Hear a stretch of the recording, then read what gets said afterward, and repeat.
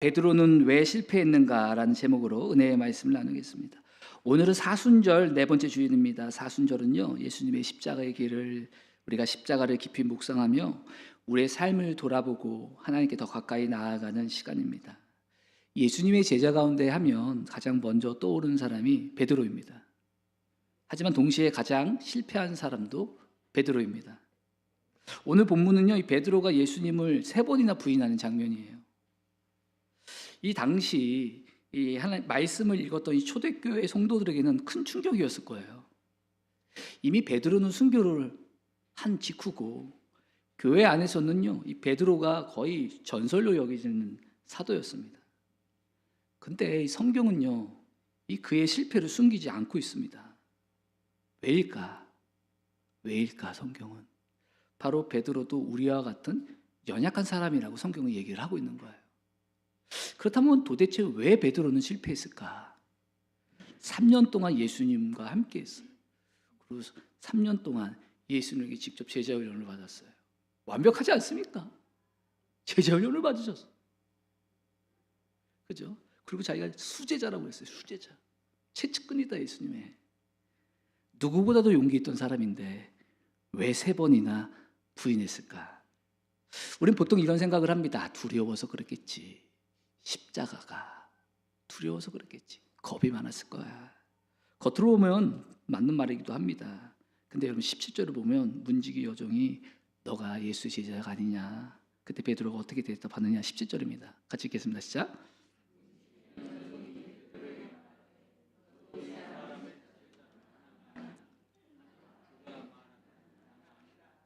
첫 번째 부인이에요. 아니라는 거예요. 여종이 물어봤는데 그 옆에 있는 사람들이 물어봐요. 또 이제 제자 맞다. 또 아니라고 얘기해요. 그런데 하필이면 거기에 베드로가 열받아가지고 그 기르자는 말고의 친척이 거기 있었던 거예요. 그 직접 본 거거든요. 그래가지고 그가 또 물어요. 26절 27절 너가 함께 예수와 함께 동사에 있는 걸 내가 봤다. 너 우리 친척 말고 귀 자르지 않았냐. 그러니까 27절 이에 베드로가 뭐라고 그래요? 또 부인해요. 그러니까 닭이 울더라. 여러분에게 질문을 드립니다. 베드로는 정말 두려워서 그랬을까요? 겁이 많아서 그랬을까요? 여러분이 두려워서 대답을 안 하시는 것 같은데 사실 그렇지는 않아요. 그게 실패한 근본적인 이유는 아닙니다. 왜냐하면 베드로가 겁쟁이가 아니라는 게 성경의 여러 곳에 나오거든요. 15절을 먼저 보면 시몬 베드로가 그 다음에 또 다른 제자 한 사람이 예수를 따라갔다. 어디까지 따랐어요? 대제사장의 집 안뜰까지. 예수님이 이제 십자가 지시고 끌려가거든요. 근데 베드로가 어디까지 따라간 거예요? 대제사장의 집 안뜰까지. 여러분 겁이 나고 두려운 사람이면 못 따라가죠. 벌써 뛰었지. 도망갔지. 호랑이 굴에 들어간 거예요. 또 베드로는요, 예수님을 잡으러 온 사람들 앞에서 칼을 들고 섰어요. 혼자서 싸우려고 칼 들고 수십 명 앞에 쓴 거예요. 이게 겁 있는 베드로입니까? 겁쟁이입니까? 두려워서 그랬을까요? 베드로는 겁쟁이 아닙니다. 오히려 용기 있는 사람이에요. 근데 그렇게 담대히 예수님을 따라갔던 베드로가 왜 예수님을 세 번이나 부인했을까? 그가 실패한 진짜 이유가 뭘까? 그건요, 여러분, 베드로가 자기 자신에 대한 확신이 너무 강했기 때문에 그래요. 그는 약해서 실패한 게 아니라 너무 강해서 실패했어요. 너무 강해서. 마가오 14장을 보면 예수님께서 베드로에게 너가 나를 세 번이나 부인할 거야 이렇게 말씀하셨어요. 그때 베드로가 이렇게 얘기합니다. 32절이거든요. 같이 읽겠습니다. 시작.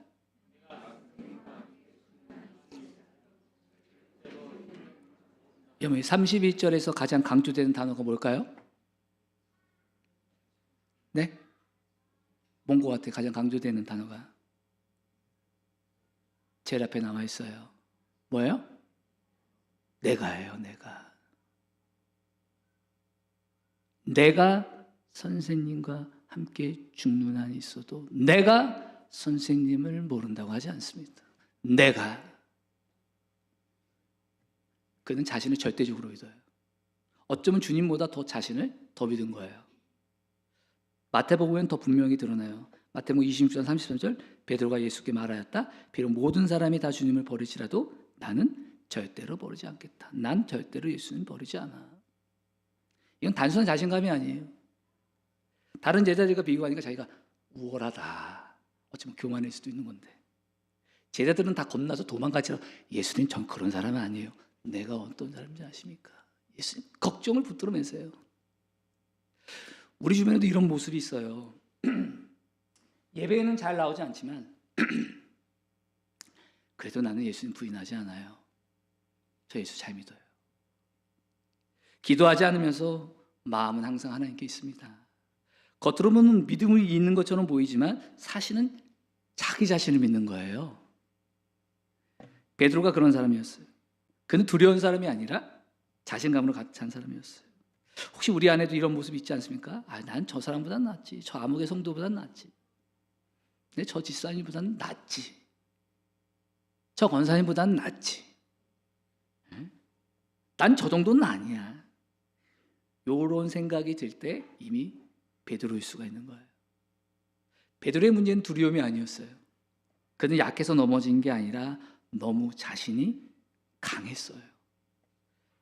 예수님은 베드로의 겉이 아니라 속을 이미 다 보고 계셨어요. 그래서 요한복음 13장에서 예수님이 하나님 아버지께로 나는 간다라고 하실 때 그때 베드로가 뭐라고 얘기했어요? 주님 어디로 가십니까? 이렇게 말하자 예수님이 이런 말씀하십니다. 요한복음 3장 36절 같이 읽겠습니다. 시작. 여기서는 중요한 게 지금은 넌 나 못 따라올 수 없다. 왜일까요? 베드로가 스스로 대답하여 내가 주님을 위해 목숨을 바칠 수 있습니다. 내가 주님을 위해 목숨을 바칠 수 있다. 어떻게 제가 주님을 못 따라갑니까? 내가 따라간다는데요. 문제가 바로 이거예요. 그가 주님을 따라갈 수 없는 이유가 뭐냐? 자기 확신에 있었던 거예요. 자기 생각, 자기 의지, 자기 힘을 너무 믿었어요. 자기 자신을 지나치게 확신하는 걸 뭐라고 얘기하느냐? 자기 자아라고 얘기하는 거예요. 이 자아는요, 끊임없이 내 자신이 주인 되려고 합니다. 그래서 주님을 따라가기보다는 주님을 앞서려고 해요. 심지어 주님의 십자가의 길까지 베드로는 막으려고 했어요. 주님 절대로 그 길 가면 안 돼요. 절대로 십자가 지시면 안 됩니다. 우리도 다르지 않습니다. 우리가 여러분 얼마나 강한지 몰라요. 여러분들 이렇게 지금 조용히 보시죠. 여러분 제가 다 알아요. 얼마나 여러분들이 강한지. 인간은 얼마나 강한지 아십니까? 자신을 지나치게 믿는 거. 이 자아의 생각은 육신의 생각이라고 했어요. 근데 육신의 생각은 예수님께 걸림돌이 된다고 성경은 말합니다. 그러니까 베드로는 지금 예수님을 따라갈 수가 없는 거예요. 그래서 예수님 말씀하셨죠. 나를 따라오거든 자기 자신을 부인해라. 근데 베드로는 지금 자기 부인하는 게 아니라 자기 주장을 하고 있는 거예요. 여러분 마귀는요 우리 자아를 집중적으로 공격을 합니다. 우리 자아를요 부풀려요. 우리의 시선을 하나님이 아니라 나 자신에게 계속 돌리게 합니다. 내 능력, 내 경험, 내 판단을 의지하게 만들어요. 그러니까 베드로는 자기 자신에 대한 확신을 갖고 있던 겁니다. 다른 사람 부인해도 난 아니야. 난 잘해. 이미 그 순간 이미 마귀에게 베드로는 넘어가 있던 거였어요. 그래서 마귀가 뒤에서 그러겠죠. 그래, 너 자신을 믿어. 너 자신을 믿어. 넌 할 수 있어. 예수님이 이렇게 말씀하시잖아요. 누가복음 22장 31절을 보니까 사단이 밀처럼 너희를 뭐한다? 체질하려고 한다. 체질하시죠. 이렇게 곡식 같은 거 체질하자고 하잖아요. 그게 뭐예요? 체질 왜예요? 알고 그 껍데기를 가리는 거거든요. 사단은 자꾸 우리를 흔듭니다. 그래서 자꾸 하나님께서 멀어 이렇게 떨어뜨리려고 하는 거예요. 근데 이게 베드로만의 이야기가 아니라 너희를 우리 모두에게 말하는 사단이 자꾸 끊임없이 언제? 마귀는 24시간 영업을 해요, 여러분. 놀랍지 않습니까? 마귀의 영업시간은 24시간이에요. 편의점만 24시간 한 게 아니라 마귀도 24시간 영업을 해요. 어떻게? 자꾸 체질해가지고 하나님께 떨어뜨리려고. 목적은 단순해요. 마귀의 목적은 자꾸 우리의 자아로 부풀려요. 잘하고 있어. 응? 예수님도 기뻐하실 거야. 너의 생각, 너의 연륜, 너의 지식을 의지하게 만들어서 결국 우리를 성공하지 말아야 될 성공을 하게 만들어버려요. 이게 뭐예요? 어떤 성공이에요? 하나님 없이도 잘 되는 성공. 나의 선천적인 재능과 후천적인 노력으로 잘 되는 성공. 그리하여서 결국 하나님에게서 떨어지게 하는 궁극적인 실패를 하도록 만드는 게 바로 마귀의 전략이자 목적입니다.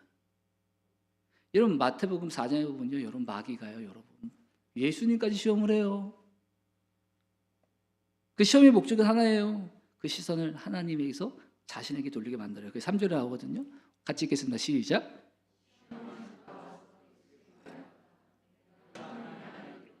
이 돌들이 이거예요. 마귀가 예수 너 저 돌들을 떡덩이로 만들 수 있어. 너 할 수 있어. 너 할 수 있어. 마귀는 예수님에게도 능력을 집중하게 만드는 거예요. 예수님만 스스로 나에게만 시선을 돌리게 만드는 거예요. 그때 예수님이 어떻게 말씀하셨습니까? 말씀을 통해서 시선을 자신이 아니라 하나님과 말씀을 돌려. 그게 4절이에요. 예수께서 성경에 기록하기를 사람이 빵으로만 살 것이 아니라 하나님의 입에서 나오는 모든 말씀으로 살 것이다. 사람은 하나님의 입에서 나오는 하나님의 말씀으로 살아야 돼. 자신의 시선을 다시 하나님께 돌리고 있어요. 마귀의 유혹이 이기고 있는 거예요. 마지막 시험도 같아요. 마귀가 뭐라고 했어요? 나에게 절하면 세상의 모든 영광을 내게 줄게. 이게 뭐예요? 야, 이 세상 다 너 거야. 너의 영광이야. 너의 세상이야. 너의 영광, 너의 명예, 너의 재물 다 너 거야. 무슨 하나님 거야. 너가 가질 수 있어. 이걸 너를 강조해요. 그때 또 예수님이 어떻게 하나님께서 시선을 돌리는지 아십니까? 그게 10절이에요. 같이 읽겠습니다. 시작. 사단아 물러가라. 성경에 기록하기를 주 너의 하나님께 경배하고 그분만을 섬겨라. 이거 나오죠? 사랑하는 여러분, 지금 여러분은 누구를 의지하고 있습니까? 교회를 다니면서도 예수를 믿는다고 하면서 혹시 여러분들은 예수님보다 나 자신을 더 믿고 있지는 않습니까? 사단은요, 하나님 없어도 잘 되는 성공을요, 일시적으로 맛보게 합니다. 하나님의 형상으로 창조된 인간은요, 여러분, 선천적인 재능이 있고 끼가 있잖아요. 그리고 열심히 노력하면 성공할 가능성이 높아요. 예수 믿지 않은 사람도 성공하잖아요. 근데 동시에 결국적으로는 실패합니다. 그 실패는 뭐냐? 바로 성공해서 하나님으로부터 떨어져 나가는 거예요. 이게 마귀가 노리는 거죠. 이게 베드로가 실패한 이유예요. 그는 약해서 무너진 게 아니라니까요. 자신을 너무 믿었기 때문에 무너진 거예요. 그래서 예수님이 이 일 있기 전에 예수님이 겟세마네 동산에서 시험에 들지 않게 깨어서 기도하라. 그럼 겟세마네에서 마귀의 유혹이 뭐냐? 예수님에게도 마귀를 유혹한 거예요. 그래서 이런 기도를 하죠. 아버지요, 이 잔을 내게서 지나가게 하소서. 얼마나 십자가가 인간적으로 두렵겠어요. 이 잔을 그냥 내게서 지나가게 하소서. 내 뜻대로 하고 싶은 마음. 사람은 본성적으로 여러분 고통을 피하고 싶어 합니다. 우리의 자아도 그렇지 않습니까? 십자가 지기 싫어하죠. 그러나 예수님이 이렇게 또 기도하잖아요. 그러나 아버지, 내 뜻이 아니라 아버지의 뜻대로 하옵소서. 이게 겟세마네 기도예요. 자기를 부인하는 기도, 자기 뜻을 내려놓는 기도입니다. 사실 여러분, 기도는요, 자기 뜻을 주장하는 게 기도가 아니에요.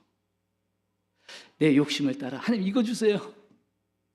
하나님 나 이렇게 열심히 봉사하고 주일마다 예배 안 빠지고 하는데 이거 이렇게 해주셔야 합니다. 나랑 쇼부 하자고요. 나 열심히 하는 거 아잖아요. 이게 기도가 아니라는 거예요. 자기 욕망을 채우는 거예요. 예수님은 자기 자신을 부인하는 기도를 하셨고 이 기도에서 승리하셨기 때문에 여러분 십자가에서도 승리하신 거예요. 근데 베드로는 보세요. 겟세마네에서 뭘 했습니까? 뭐 했어요? 잤어요. 주님이 오시잖아요. 몇 번 오셨어요? 깨우러 3번. 한 번은 베드로 그만 일어나, 2번째 뒤통수 그만 자, 3번째 언제까지 자, 이렇게 하지 않았을까라는 생각도 해봤어요. 상상을 해봤지만 3번을 하셨는 깨웠는데 끝까지 깨어있지 못했어요. 한 사람은 기도해서 승리했고 한 사람은 기도하지 않아 실패한 거예요. 왜 베드로는 기도하지 않았을까? 이유는 분명해요. 자기 자신을 너무 믿은 거예요. 여러분, 자기 자신을 신뢰하는 사람은 신뢰하는 사람일수록 기도하지 않습니다. 왠지 알아요? 이미 내 머리에 내 생각이 있거든요. 내 방법이 있거든요. 나를 믿으는데 왜 기도합니까? 베드로가 그랬어요. 무슨 일이 생기면 내가 어떻게 하면 이렇게 하면 되겠다. 그래서 뭘 가지고 왔어요?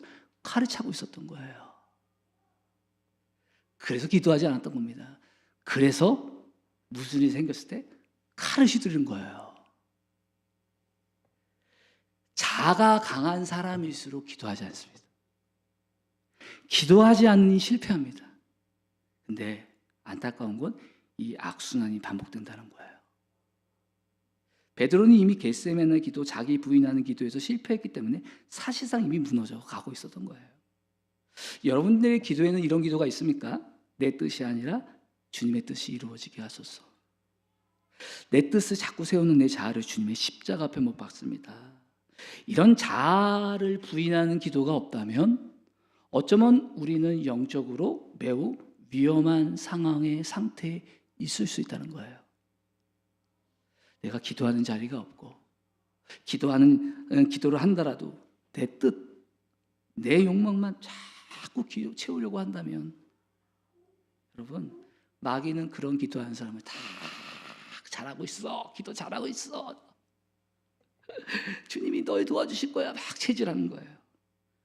소나기에 넣어가지고 결국은 내 뜻, 내 욕망이 하나님 뜻에서 점점 멀어지게 되는 거예요. 이미 내 선택은 이미 내 결정을 해놓고 하나님께 도와주세요. 점점 하나님으로부터 뜻이 멀어지는 거예요. 마귀는 24시간 영업을 합니다. 그래서 우리는 깨어 있어야 해요. 우리 옆 사람하고 인사하겠습니다. 항상 깨어 있읍시다. 네. 베드로는 약해서 실패한 게 아니라 너무 강해서 실패한 거예요.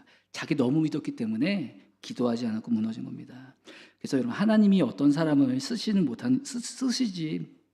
못하는 이유도 그가 지혜가 없어서, 능력이 없어서, 배경이 없어서가 아니더라고요. 오히려 그 사람에게 지혜와 능력과 배경이 너무 많잖아요. 하나님 안 쓰시더라고요. 그런 사람 특징이 있어요. 하나님을 가르치려고 해요. 자기가 너무 아는 게 많으니까, 들은 게 많으니까 무서워. 하나님을 가르쳐요. 하나님, 내 방식 이렇게 해줘야 됩니다. 이렇게 응답해줘야 돼요. 우리 가정, 내가 지금 일하고 있는 거, 내 사업장. 자기가 능력이 너무 많다고 생각하고 너무 아는 게 많아요. 그러니까 주님이 쓰시지 못하는 거예요. 주님이 강하신 분이지 우리가 강한 게 아닙니다. 착각해서는 안 됩니다. 우리가 착각을 자주 해서 그게 문제인 거지. 구약의 출애굽기에 아론의 쌍난 지팡이가 나와요. 지팡이가 뭐예요? 지팡이는 나무를 자르는 거예요. 이미 죽은 나무예요. 생명이 없어요. 근데 하나님이 역사하시자 그 지팡이 뭐가 나요? 싹이 나고요, 꽃이 피고요, 열매가 맺어요. 이게 무슨 의미입니까? 영적으로 아론에게 어떤 의미를 주는 거예요? 아론아, 너 자신은 마른 지팡이야. 너 자신은 생명이 없어. 넌 죽은 거야. 넌 아무것도 아니야. 너가 영적인 일에 조금 배웠다고 해서 남과 다른 게 아니야. 남들보다 너가 좀 더 경험하고 열심히 낸다고 해서 뭐가 된 것이 아니다. 너는 그냥 마른 지팡이야. 착각하면 안 된다. 근데 생명은 내가 주는 거다. 내가 살게 할 거고, 내가 살릴 거고, 너를 통해서 일할 것이다. 여러분, 이게 아론의 쌍난 지팡이의 영적 의미예요. 무엇이 된 것 마냥 생각하지 말라는 거예요. 마른 지팡이. 저도 마찬가지입니다. 제가 지금 이 자리에서 지금 설교를 하잖아요. 저에게는 아무런 생명이 없어요. 성령님이 역사해 주지 않으면 여러분들에게 그냥 메아리처럼 들리다가 그냥 들리고 말 거예요. 근데 성령님께서 역사해 주시면 아무리 어눌한 말일지라도 그 안에 생명이 있고요, 회복이 일어납니다. 전 아무것도 아니에요. 마른 지팡이에요. 우리 모두는 다 그저 마른 지팡이입니다. 생명과 능력은 오직 하나님께 있는 거예요. 우리 자신을 돌아봅니다. 여러분은 지금 무엇을 의지하고 확신합니까? 혹시 나 자신이 아닙니까? 내가 가지고 있는 어떤 그 무언가를 너무 확신하고 있지는 않습니까? 내가 너무 교만하진 않나? 그럼 여러분의 기도의 내용은 뭡니까? 자기 부인하는 기도입니까? 아니면 자꾸 자기 주장만 합니까? 근데 어떤 분들은 이렇게 말합니다. 목사님, 저는 교만한 게 아니라 너무 하는 것마다 안 되고 실패해서 일어설 힘도 없습니다. 건강도 실패하고 가정도 실패하고 직장, 사업, 공부도 안 되고 취직, 관계, 연애도 실패했고 이제는 일어설 힘도 없습니다. 여러분, 이런 경험을 하면 완전히 바닥에 주저앉게 되죠. 이런 분이 계실 수 있어요. 근데 여러분, 이런 상태가 여러분 그거 아세요? 오히려 은혜일 수 있습니다. 왜냐? 내가 마른 지팡이라는 사실을 깨닫게 되기 때문에 그래요. 여러분, 하나님이 역사하시면 마른 지팡이 같은 내 삶에도 싹이 나고 꽃이 피고 열매가 맺힐 줄 믿습니다. 좌절하는 건 괴로워요. 근데 오히려 감사한 일이죠. 왜냐? 실패와 좌절로 인해서 진정한 소망이 누구에게 있다? 하나님께 있다는 것을 깨닫기 때문에 그래요. 그래서 성경은 베드로의 실패를 숨기지 않은 거예요. 베드로와 같은 자도 실은 실패자였어. 실은 마른 지팡이였어. 근데 그러한 실패자, 완전한 실패자 할지라도 예수님 안에서 위대한 주님의 사람이로 변화될 수 있다는 걸 성경이 말하는 거예요. 그래서 우리 모두에게 소망이 있는 겁니다. 이것을 독자인 초대교회 성도와 2000년이 지난 우리 모두에게, 이 성경을 보는 우리에게 지금 메시지를 주고 있는 겁니다. 베드로가 주님의 부인하고 나서 3번 부인하고 다 울음소리 들었어요. 그때 주님의 말씀을 떠올려서 여러분 통곡했다고 그랬잖아요. 그때 베드로가 어땠을까요? 얼마나 자기 자신을 자책했을까요? 그렇게 강했던 사람이었는데, 자기 자신이 무너진 거예요. 자기가 봐도 자기는 완전히 실패자처럼 보인 거예요. 근데 여러분, 정말 누가 실패자입니까? 제자들이 풍랑을 만났을 때 베드로는요, 예수님이 저 계시니까 베드로는요, 예수님께 가까이 하고 배에서 나와서 바다 위를 걷다가 순간 겁이 나서 빠졌지만, 오히려 믿음이 없어서 배에 앉아서 시도조차도 하지 않은 그 제자들이 실패자가 아닙니까? 저는 후자라고 생각을 해요. 이런 믿음으로 어떻게든 살아보려고 노력을 하다가 실패한 것은 위대한 실패입니다. 아멘? 아름다운 실패예요.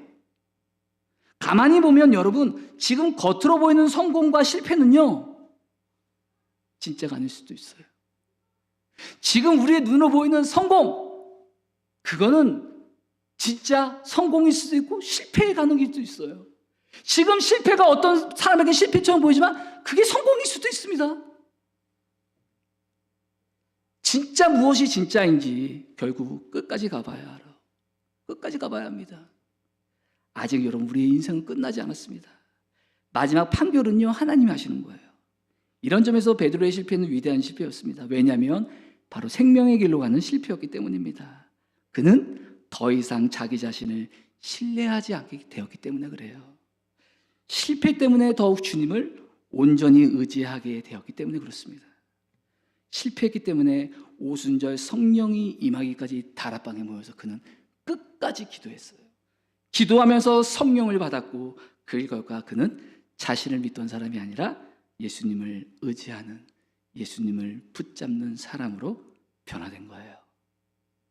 그의 실패가 결국 오늘 우리가 아는 위대한 사도가 된 한 밑거름이 되게 한 거죠. 아브라함과 사라도 마찬가지입니다. 그들은 여러 번 실패했어요.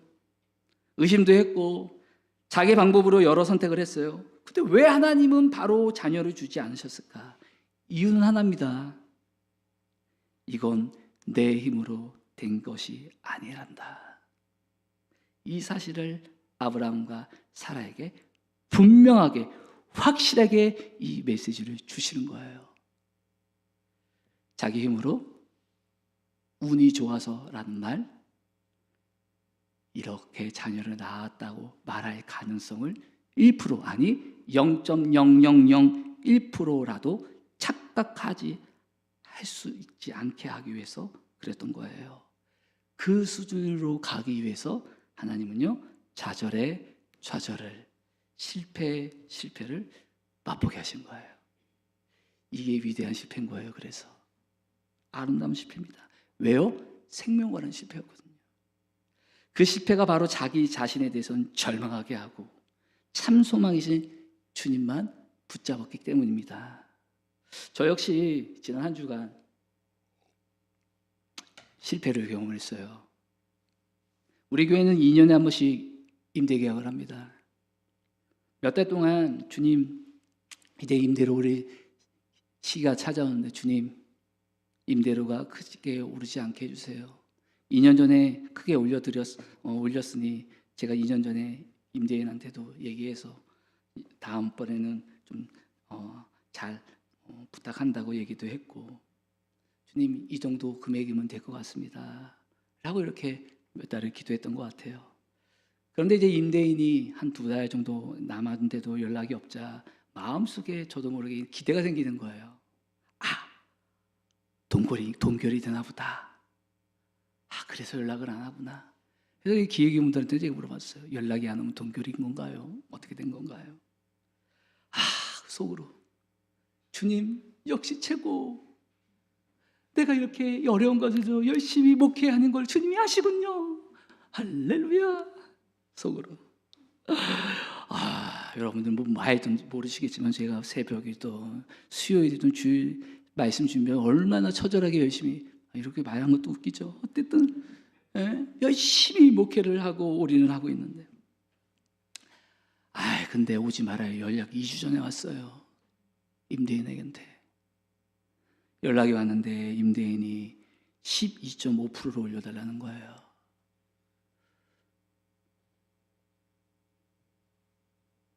순간 마음이 무너지면서 두려운 거예요. 겁이 나는 거예요. 억울하고 내가 2년 전에 그렇게 얘기했구만. 다시 한번 확인시켜줄까? 그래서 메시지를 적었죠. 임대인에게 너무 많이 올리신 것 같다. 지금 교회 사정도 있는데 조정을 해달라. 그랬더니 답장이 너무 단호하게 왔어요. 어려우시면 목사님 다른 곳으로 가세요.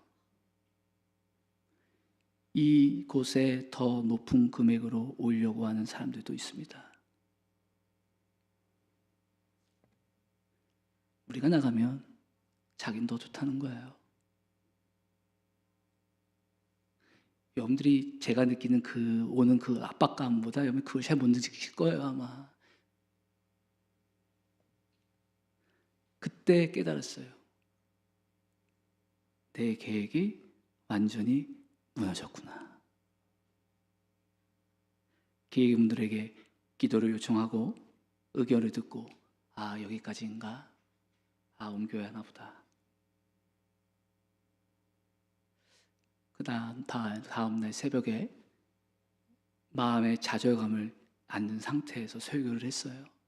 그리고 이 강단 위에 무릎을 꿇고 기도를 하는데, 하나님, 저는 아무것도 아닙니다. 아무것도 할 수 없습니다. 주님, 이제야 자기 부인이 나오더라고.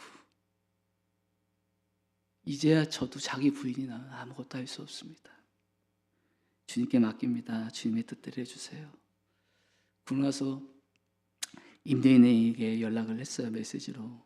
말씀하신 대로 그렇게 진행을 하겠습니다 라고 메시지를 보냈어요. 근데 여러분, 놀라운 게 1시간 뒤에 답장이 왔어요.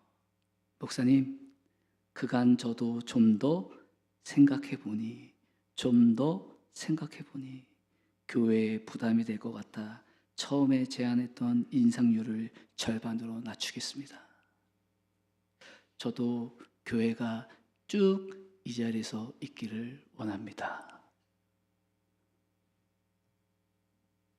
할렐루야가 터져나왔어요. 기획에는 카톡방 오니까 아멘, 아멘, 주님이 하셨습니다. 얼마나 감사해요. 기도하셨습니다. 좀 더 생각해 보니 그 메시지에 제 눈이 갔어요. 뭘까요? 그분은 예수 안 믿어요. 넌 크리스찬이에요. 그 부모님은 독실한 불교 신자입니다. 주님의 역사가 임하는 순간이에요. 좀 더 생각해 보니 에스더에게 회개의 은혜가 임한 것처럼 불쌍히고 자비가 한 거예요. 근데 동시에 제 마음에 깊은 곳에 부끄러움이 몰려왔어요. 내가 엉터리 목사구나. 내가 나를 너무 믿었구나. 내가 나를 너무 과신했구나. 목회 열심히 해서 믿음이 참 좋은 줄 알았는데 알고 보니까, 까놓고 보니까 주님을 믿은 게 아니라 제 자신을 믿는 믿음이 너무 강했던 거예요. 저 자신을 보니 너무 실망스러웠고 너무 베드로 같은 거예요. 그 다음날 새벽에 이 강단에 좌절하면서 강단 앞에서 무릎 꿇고 회개했어요. 하나님, 나 왜 이렇게 부족합니까?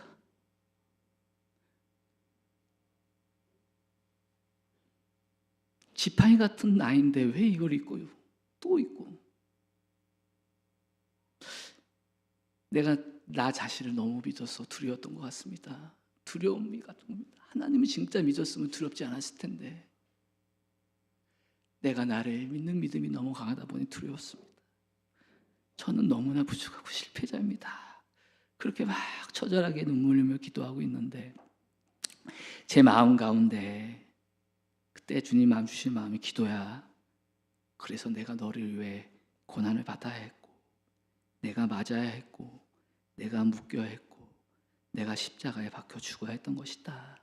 네 힘으로는 그걸 이길 수 없기 때문이야. 기도하는데 어찌나 눈물이 나는지. 그러면서 여러분 믿음이 회복되기 시작되더라고요. 여러분 착각하지 마십시오. 제가 이 강단에서 눈물이 많은데 저는 이렇게 강단 내려가고 아내가 알 거예요. 저는 눈물이 없어요. 전 드라마 보면서 우는 사람들이 정말 이해가 안 돼요. 저는 밖에서 눈물이 안 나는 사람이 이상하게 이 자리면 서면 하나님 앞에서 눈물이 그렇게 나는지 왜 모르겠어요. 목사님 또 온다 또 온다 이렇게 속으로 하시는데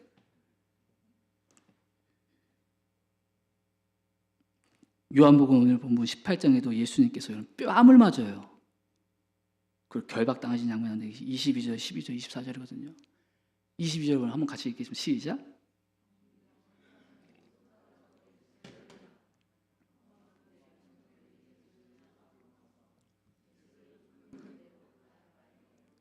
여러분 이게 복음인 거 아십니까? 경비병 한 사람이요. 손바닥으로 예수의 뺨을 때렸대요.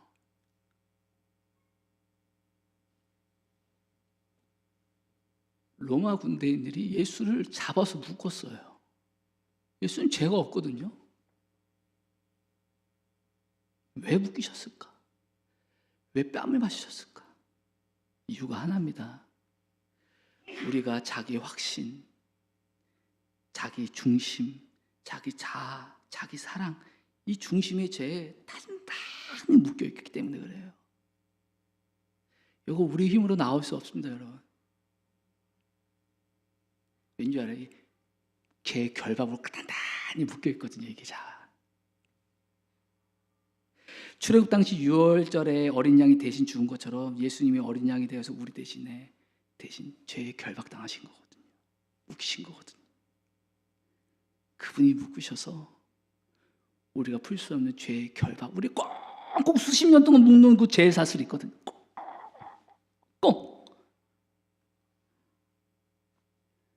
그 예수님이 죄의 결박을 푸시는 장면이에요. 복음입니다. 우리는요 죄로 인해 실패할 수밖에 없었고 죄로 인해서 완전히 망가진 존재, 죄의 노예가 돼서 계속 죄를 지을 수밖에 없는 우리거든요.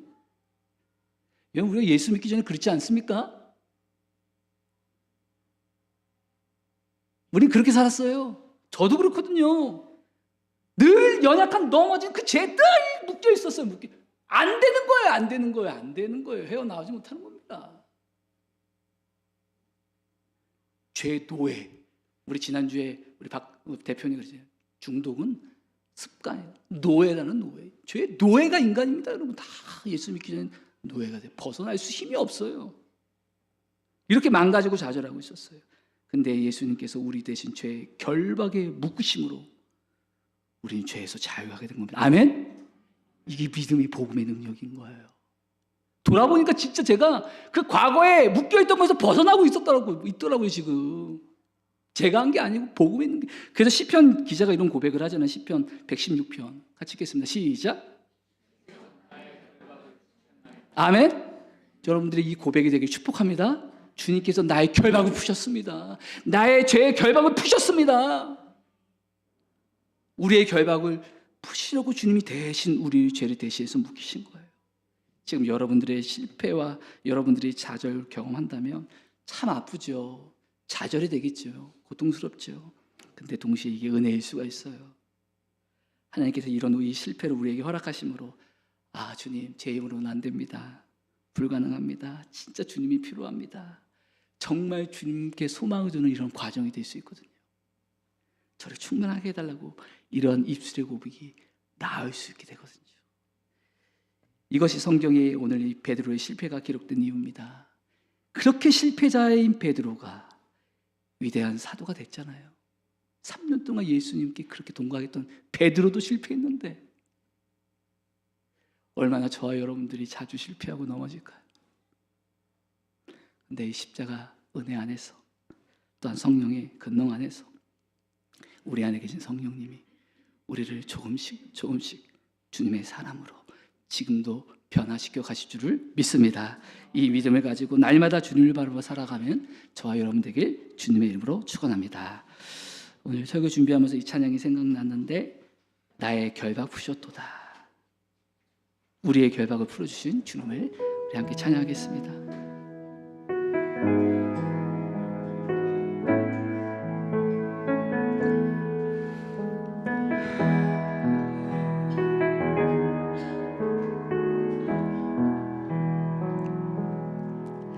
나 같은 죄인 살리신 주의 놀라와 잃었던 생명 찾아도 영을 얻었네. 큰 죄악에서 건지신 큰 죄악에서 건진 주 은혜 고마워. 주 내 고마워. 나 처음 믿을 나 처음 믿는 그 시간 귀하고 귀하다. 나의 결박 나의 결박 푸셨도다. 나의 구세주 대속했네. 넘쳐나는 주의 자비 주의 사랑 주의 은혜 이제껏 내가 산 것도 내가 산 주님의 은혜라. 아멘. 내 은혜라. 또 나를 장차 본향해 아버지 감사합니다. 주님 인도해 주시리. 인도해 주시리. 거기서 우리 영원히 거기서 우리 영원 주님의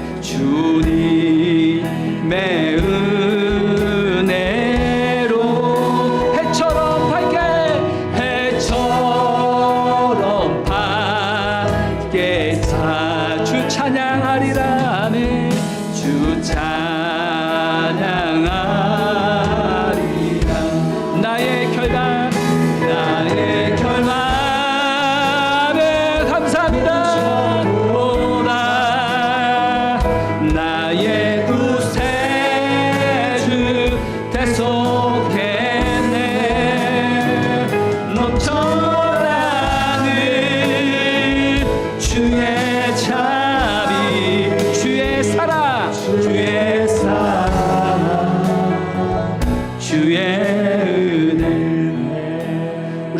저와 함께 잠깐 기도하겠습니다. 첫 번째는요, 자기 확신과 교만을 내려놓기를 원합니다. 주님, 제가 베드로처럼 나 자신을 너무 믿고 살아왔음을 고백합니다. 내 능력, 내 경험, 내 생각을 의지했던 교만을 내려놓게 하시고, 심지어 나의 연민과 비교 속에 있었던 마음까지도 내려놓습니다. 나는 아무것도 아닙니다. 마른 지팡이입니다. 겸손히 고백하게 하시고 오직 주님만 의지하는 믿음을 회복하기를 원합니다. 두 번째는요, 마른 지팡이 같은 인생을 주님 붙들어 주옵소서. 주님, 저는 마른 지팡이 같은 존재입니다. 그러나 성령님이 역사하시며 마른 지팡이 같은 내 인생을 통하여 생명을 낳게 하고 회복이 일어나게 하시며 열매를 맺게 하시는 놀라운 역사가 일어나게 될 줄을 믿습니다. 저를 사용하여 주시고 오직 소망 되신 그 예수님만 내 삶을 통해 영광을 돌리는 사람으로 사용달라고, 이 두 가지 제목을 가지고 우리 기도로 주님 앞에 나아가겠습니다. 같이 기도합니다. 하나님 아버지, 감사합니다. 하나님 아버지, 나 자신이 베드로와 같은 실패자입니다. 얼마나 하나님 주님을 부인하며 말로는 신앙이 이루로 고백하지만 정작 우리가 주님을 부인하고 베드로와 같은 실패자임을 이 시간 고백합니다. 주님, 용서하여 주시옵소서. 그러나 동시에 이 모든 실패와 자격이 은혜입니다. 감사의 제목입니다. 또한 감사를 드립니다. 내가 나 자신에 대해서 절망하고 좌절했기에 오직 소망이 하나님께 있음을 깨닫게 하셨습니다.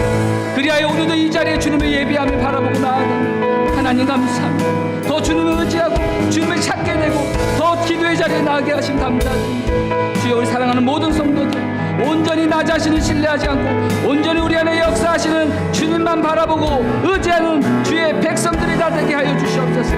오늘 이 자리에 실패한 자가 있습니까? 좌절한 자가 있습니까? 낭망한 자로 있습니까? 주님께서 베드로를 변화시켜서 위대한 사람 변화시켜 주신 것처럼 오늘도 그 귀한 영혼들을 붙잡아 주시고 하나님 이렇게 세워주시고 믿음을 넣어주셔서 하나님 메마른 그 지팡이에 싹이 나고 꽃이 피고 열매가 맺는 것처럼 놀라운 주님을 향한 그 사랑과 그 은혜를 주님 부어주시옵소서. 온전히 하나님 아버지 주의 놀라운 은혜가 사랑하는 모든 성도들 가운데 온전히 주님을 바라보며 주님을 전심으로 믿는 그 믿음을 허락하여 주시옵소서. 나 자신을 믿는 그 믿음이 아니라 이제는 온전히 주님을 믿는 자기 부인을 하는 기도, 온전히 하나님께 맡길 수 있는 그 믿음을 할 수 있는 그 믿음 안에 우리가 성장하고 나아갈 수 있도록 우리를 붙잡아 주시옵소서. 오 주님 감사합니다. 아버지 하나님, 그렇습니다. 우리가 바로 베드로와 같은 실패자입니다. 지금껏 얼마나 주님을 자주 부인하며 말로는 신앙이나로 고백하지만 우리의 삶에는 주님을 수도 없이 부인하는 베드로와 같은 실패자였음을 이 시간 고백합니다. 그러나 동시에 그 모든 실패와 좌절이 은혜입니다. 감사입니다. 또한 감사를 드립니다.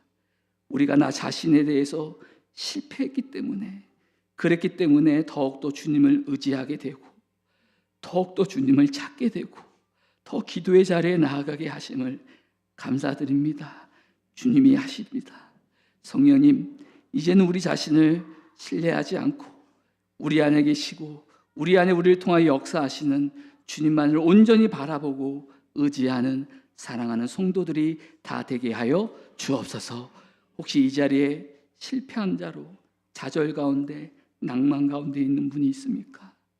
주님께서 베드로, 완전히 실패한 베드로를 변화시켜서 위대한 주님으로, 주님의 사람으로 변화시키신 것처럼 오늘 낙심하는 성도들의 손을 주님께서 붙잡아 주시고 믿음을 불어넣어 주시고 다시 일으켜 세워 주셔서 하나님의 귀한 종들로, 하나님의 사람으로 세워 주옵소서. 연약하고 무너지고 방황하는 이 모든 삶들 주님 사용하여 주시고 건강의 문제, 직장과 사업의 문제, 신앙의 문제, 관계의 문제, 가정의 문제도 하나님께서 다시 한번 일으켜 세워주시고 회복시켜 주시는 은혜를 더하여 주옵소서. 우리 삶 가운데 마른 지팡이가 싹이 나고 열매가 맺히고 생명이 살아나는 역사가 있게 하여 주시고 무엇보다 가정이 회복되고 부부가 회복되고 자녀와 다음 세대의 믿음이 무럭무럭 자라는 귀한 우리 자녀들이 될 수 있도록 은혜를 내려 주옵소서. 감사하며 예수님의 이름으로 기도드립니다. 아멘.